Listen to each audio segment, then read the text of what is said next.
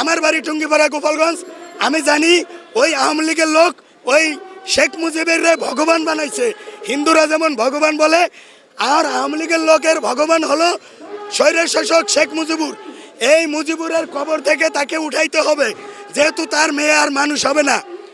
তাকে উঠাইয়ে তার হাড্ডিগুড্ডি এখানে এনে জ্বালিয়ে পুড়িয়ে ভস্য করে আটলান্টিক মহাসাগরে প্লেনে করে নিয়ে প্রযুক্তির মাধ্যমে অতল গহ্বরে দিতে হবে, যেন কোনো মানুষ তো দূরের কথা, জেনেও যেন শেখ মুজিবের কোনো কিছু খুঁজে না পায়, যেন পুজো করার আর সুযোগ না পায়।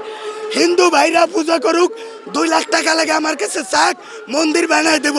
কিন্তু আইসা হাতুড়ি আর ছেনে নিয়ে আসছি। আইসা এখানে নিজে হাতে, আমার সাথে লোক ছিল, আমরা ওখানে আগুন ধরাইছি, কাঠমাট জালনার। এই যে আমার হাতে ঠুসা লাগছে, এই দেখেন, এই দেখছেন কাটিয়ে ছিঁড়ে গেছে। হাতুড়ি দেখেন, এই যে মিথ্যা কথা না। গতকাল থেকে এখানে রয়েছি।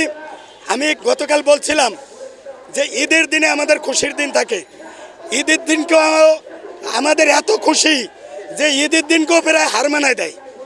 আরেকটা বিষয় হলো, আমি কালকে বলছিলাম যে পরকীয়া প্রেমে নাকি মজা থাকে, এবং লাইলি মজনু শিরি ফরাত, হ্যাঁ, চণ্ডীদেশার রজকিনী মৌসুমী আর অমর শ্রেণী যারা প্রেম করছে, মজা পাইছে তো করছে, কিন্তু এখান থেকে যারা ইট খুলছে, এই প্রেমের যে মজা তার চেয়ে লক্ষ কোটি গুণ বেশি এই ইট খোলার মধ্যে মজা। যারা খুলতে পারছে তারা মজাটা পাইছে, এটা দেখানোর কিছু নাই।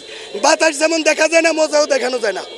সুতরাং আমি বলতে চাই, এখান থেকে আমি একজন আলেম হিসেবে, একজন দাওরা হাদিস পাশ আলেম হিসেবে বলতে চাই, এখান থেকে যদি কেউ একটা ধূলিকণা নিয়ত করে এই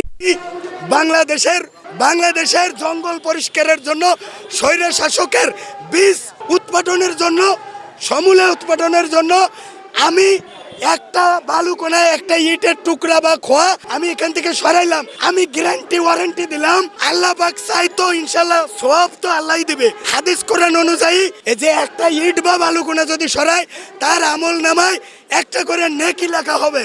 কি বলেন ভাই? জি জি জি। এখন বলেন, এখানে আরেকটা কথা বলতে চাই, আমাদের এইখানে ইট পাটবেল ভাঙ্গাই ক্ষান্ত হলে চলবে না। আমরা এখান থেকে আমাদের লম্বা আমাদের মাস্টার প্ল্যান করতে হবে। এখান থেকে আমাদের শেখ মুজিবের যে নিচ্ছেন কেন?